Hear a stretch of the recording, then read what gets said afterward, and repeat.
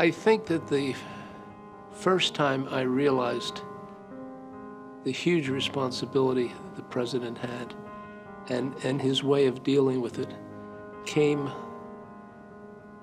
late in the first year of his administration. There was a confrontation brewing between the air traffic controllers and the administration.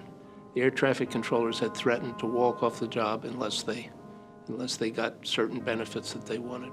The president was very upset about that because he thought that anyone who was entrusted with dealing with the government and people and doing the service for the people had no right to just abandon their job.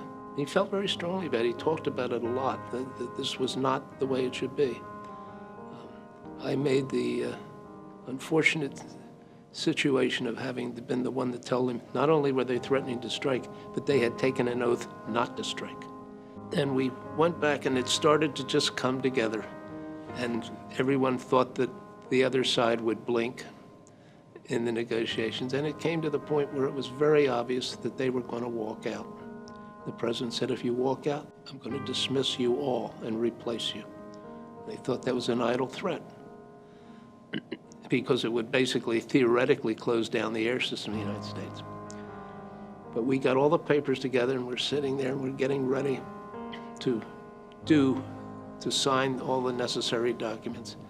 The president wanted to know, and he said, now this is the right thing to do, isn't it?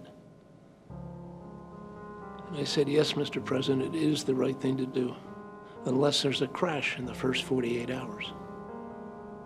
And the reason I said that, and the reason it was an impact to me, because he, and very characteristically, set his jaw. He knew it. He knew what the risk was, but he also felt it was the right thing and had to be done. And I realized at that point, really, the tough job that he really had.